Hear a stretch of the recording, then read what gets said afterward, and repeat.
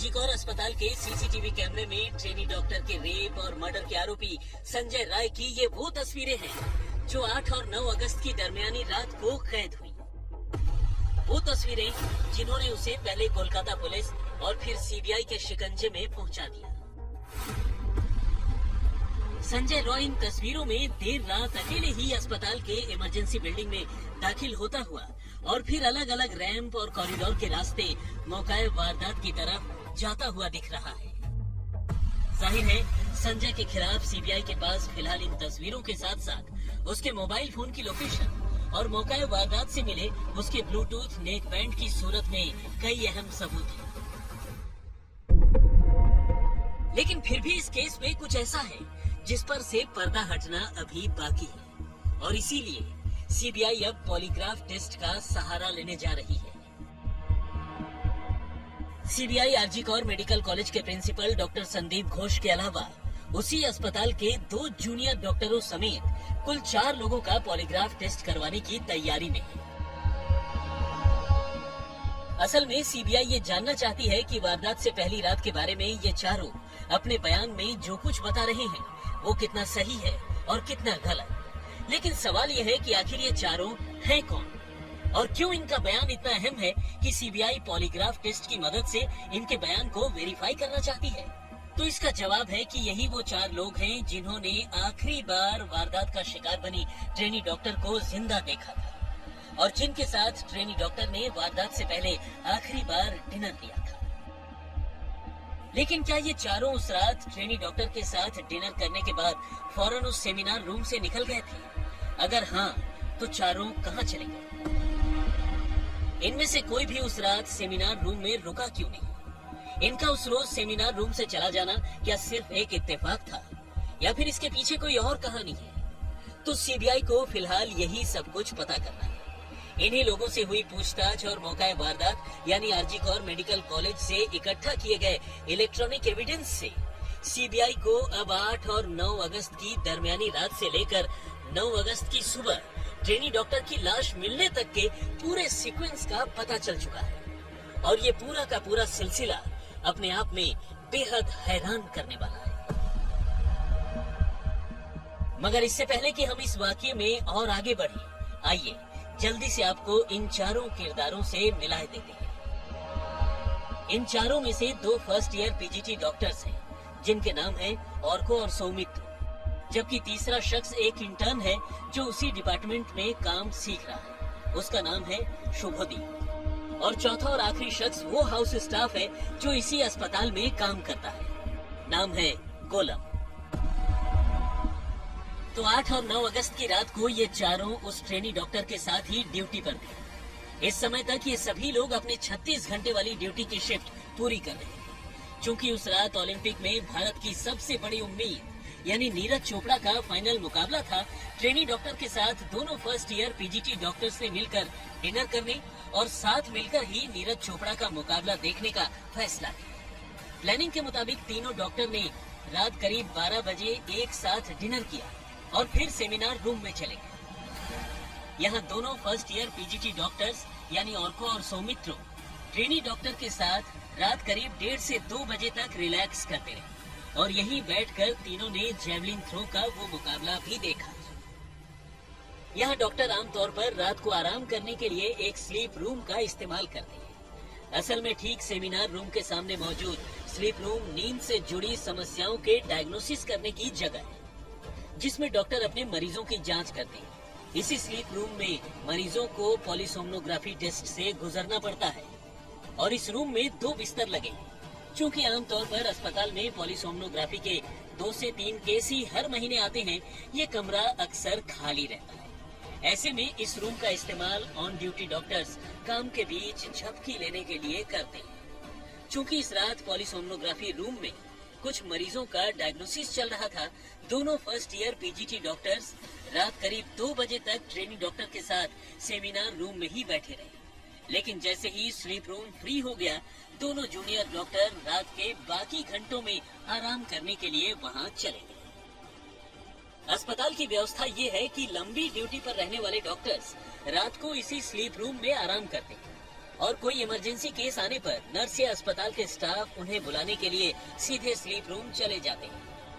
8 और 9 अगस्त की रात को वारदात का शिकार बनी ट्रेनी डॉक्टर ही उस डिपार्टमेंट में मौजूद डॉक्टर्स की टीम में सबसे सीनियर थी। व्यवस्था के मुताबिक रात को कोई केस आने पर पहले जूनियर डॉक्टर ही उसे देखते हैं और फिर जरूरत पड़ने पर अपने सीनियर को खबर देते हैं। जूनियर डॉक्टर ऑर्को और सौमित्रो ने सीबीआई को बताया है कि उस रात उनकी senior trainee doctor seminar room में ही सो रही थी और उन्होंने ये तय किया था कि वो दोनों स्लीप रूम में जाकर आराम करेंगे और जरूरत पड़ने पर पेशेंट्स को अटेंड करने के लिए नीचे चले जाएंगे। दोनों जूनियर डॉक्टरों ने पूछताछ में बताया है कि इसके बाद रात 2 बजे से लेकर अगली रोज सुबह तक उन्होंने उस ट्रेनी डॉक्टर को डिस्टर्ब नहीं किया, क्योंकि उस रात कोई ऐसा इमरजेंसी केस आया ही नहीं कि उन्हें अपने सीनियर को बुलाने की जरूरत पड़ी। बिल्डिंग में लगे सीसीटीवी कैमरों में उस रात मौजूद हाउस स्टाफ गोलम के मूवमेंट भी कैप्चर हुए, जिसमें गोलम रात करीब 2:45 बजे फर्स्ट फ्लोर से थर्ड फ्लोर में जाता हुआ दिख रहा है। असल में उस रात गोलम की ड्यूटी फर्स्ट फ्लोर पर इमरजेंसी नहीं थी। ऐसे में सीबीआई ने गोलम से रात 2:45 बजे अचानक फर्स्ट फ्लोर पर जाने की वजह भी पूछी, जिसका गोलम ने जवाब दिया। इस हाउस स्टाफ ने बताया कि उस रात थर्ड फ्लोर पर चल रहे टेस्ट को कंप्लीट करवाने के लिए वो ऊपर पहुंचा था और 3:30 से 3:45 के बीच वो थर्ड फ्लोर से वापस फिर से फर्स्ट फ्लोर पर लौट आया था।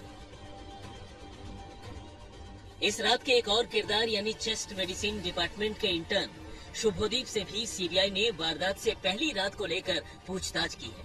शुभोदीप ने बताया है कि उस रात वो थर्ड फ्लोर पर मौजूद इंटर्न के रूम में ही मौजूद था। ये एक नॉन एसी रूम है। Seminar hall, sleep room, intern room, ये सारे कमरे थर्ड फ्लोर पर एक दूसरे के बिल्कुल अगल बगल मौजूद हैं। अब सवाल ये है कि अगर ये कमरे एक दूसरे के बिल्कुल आसपास हैं, तो वारदात वाली रात इन्हें वारदात का शिकार बनी ट्रेनी डॉक्टर यानी अपने सीनियर की चीख सुनाई क्यों नहीं दी, जबकि उसके साथ उस रात पहले रेप और फिर कत्ल हुआ। तो तीनों ने इस सवाल का भी जवाब दिया है। तीनों का कहना है चूंकि सेमिनार रूम साउंड प्रूफ है, इसलिए उन्हें उस रात की वारदात के बारे में कुछ भी पता नहीं चला और न ही कोई शोर सुनाई दिया। यानी 9 अगस्त की सुबह काफी देर तक किसी को इस वारदात की कोई खबर ही नहीं थी। सीबीआई को मिले तथ्यों के मुताबिक 9 अगस्त की सुबह करीब 9:15 बजे उनके प्रोफेसर वार्ड में राउंड के लिए पहुंचे और उन्होंने ट्रेनी डॉक्टर की तलाश शुरू की। कायदे से उसे अब तक उठकर काम पर वापस आ जाना था।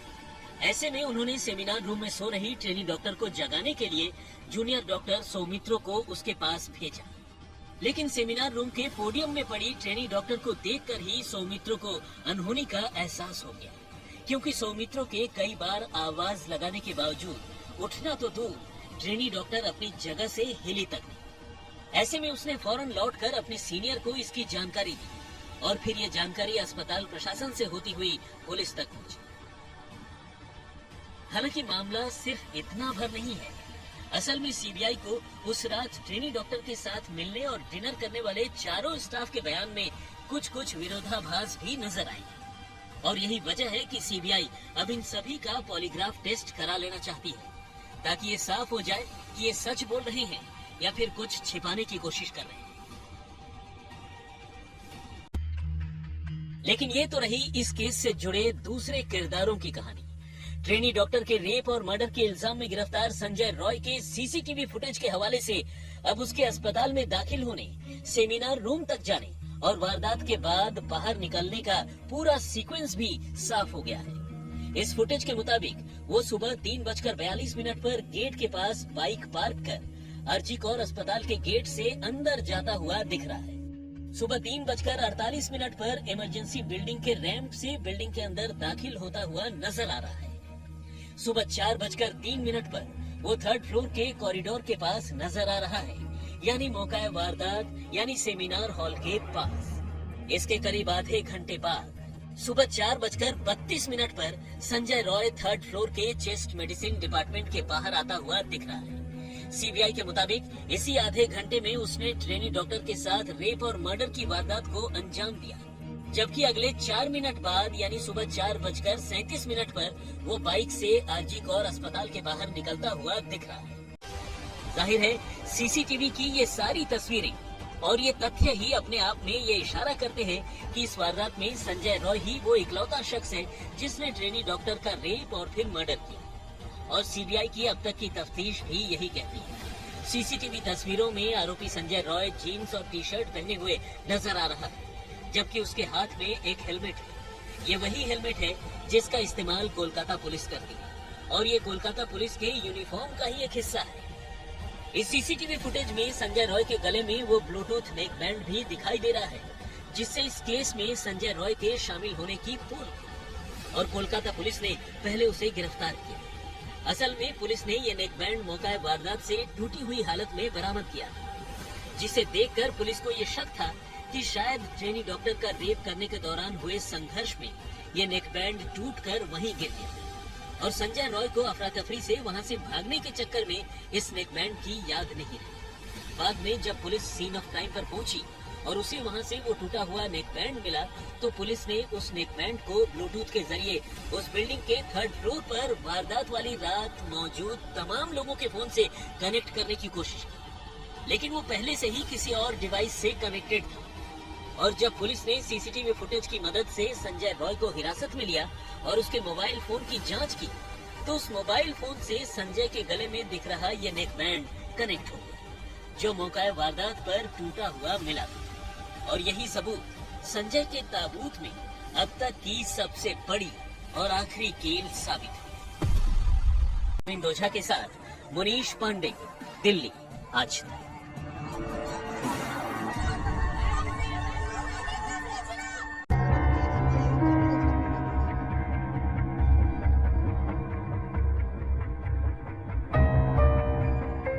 आरजीकर रेप और मर्डर के मामले में 15वें दिन शुक्रवार को ट्रेनी डॉक्टर के माता पिता ने नया खुलासा किया। उन्होंने कहा कि उन्हें इस मामले में और भी लोगों के शामिल होने का शक है और इसके बारे में उन्होंने पहले ही सीबीआई को बता दिया है। डॉक्टर के माता पिता का कहना था कि अस्पताल के बारे में उनकी बेटी ने उन्हें कई बातें बताई थी, जो उन्होंने सीबीआई के जांच अधिकारियों से शेयर की हैं और अधिकारियों ने कहा है कि वो उन पर भरोसा रखें। आप लोगों को शक है शुरू से कि कोई इनसाइडर जॉब है, अभी भी है। तो आपको आपने जो सीबीआई के लोगों ने आपसे पूछताछ की इनसाइडर जॉब, आपने उनको कुछ बताया इनसाइडर जॉब? ये तो नहीं, बाहर में नहीं बोला। पर आपने कुछ तो उनको बताया नहीं है बोला, जो मिलिट्री में हमको इन्फॉर्म किया है सब बताया। बोले थे ना আমাদের উপর ভরসা রাখতে আমাদের, এটা আমরা বলেছি, সিবিআই লোকজন বলেছে এবং আমরা ওদের উপর ভরসা রাখি, কোর্টের উপর ভরসা রাখি, সুপ্রিম কোর্টের উপর ভরসা রাখি, আমরা সবার উপর ভরসা রেখে চলি, সবার উপর ভরসা রাখি এবং আপনাদের উপরে, আপনাদের উপরেও ভরসা আছে, আপনার উপর भी আপনারা हमारे আমাদের ऊपर কেসটা भरोसा। আরো यानी आरजीकर अस्पताल में कुछ तो ऐसा जरूर था जिसके बारे में ट्रेनी डॉक्टर ने अपने घर वालों से चर्चा की थी। वो क्या बातें थी? जाहिर है वो कोई पॉजिटिव बातें नहीं होंगी, क्योंकि फिर उनका जिक्र रेप और मर्डर की इस वारदात के साथ नहीं होता। डॉक्टर के पिता ने कहा कि इस मामले में एक से ज्यादा लोग शामिल हैं या नहीं, सीबीआई ये पता करने की कोशिश कर रही है और उन्हें पूरी उम्मीद है कि सच्चाई सामने आएगी। डॉक्टर के घर वालों का कहना था कि आरजीकर मेडिकल कॉलेज के प्रिंसिपल का रवैया उनके साथ बहुत ही रूखा रहा और जब उनकी बेटी की मौत के बाद वो अस्पताल पहुंचे तो प्रिंसिपल ने उनसे बात तक नहीं की। घर वालों का कहना था कि किसी भी मौका वारदात से सबूत मिटाने की कोशिश करना अपने आप में एक पनिशेबल ऑफेंस यानी सजा के लायक जुर्म है। सुप्रीम कोर्ट ने थर्सडे को मतलब डे आफ्टर टुमारो बोला है सीबीआई को भी और वेस्ट बंगाल पुलिस को भी कि आप जो है अपना स्टेटस रिपोर्ट दीजिए। तो आपको उम्मीद है कि स्टेटस रिपोर्ट में आपको उम्मीद है कि जो आपका एप्रीहेंशन था कि एक से ज्यादा लोग इन्वॉल्व हैं, लेकिन ये सीबीआई कोशिश कर रहा है। आपको उम्मीद है उम्मीद है सच्चाई आएगा, जस्टिस मिलेगा। और संदीप घोष से भी आज लगातार 5 दिन तक पूछताछ हो रही है, सीबीआई ने कोई हिंट दिया कि क्या नहीं, हम लोग पूछेगा नहीं इसके बारे में। डिस्ट्रक्शन ऑफ एविडेंस को लेके मैम नहीं, हम तो संदीप घोष के बारे में सब देख रहा है, हम कुछ नहीं। अब इंडिया में जो संविधान है उसमें एविडेंस मिटाना भी एक गलती है। इसका एक साजा का सजा होता है इसके लिए। तो आखिरी सवाल मेरा, आपने ये कहा था कि जिस दिन आपको पता चला इस हादसे के बारे में, प्रिंसिपल का बर्ताव आपकी तरफ बहुत ही रूड था, वो है उसने हमने से बात ही नहीं किया। सारे दिन हम उधर 12 बजे से शाम 7 बजे तक था। उस टाइम कितने समय तक आपको इंतजार करना पड़ा? 4 घंटा। उन्होंने कहा कि कॉलेज के प्रिंसिपल, असिस्टेंट सुपरिंटेंडेंट कुछ छिपाने की कोशिश कर रहे हैं और हमने ये सारी बातें सीबीआई को बता दी है।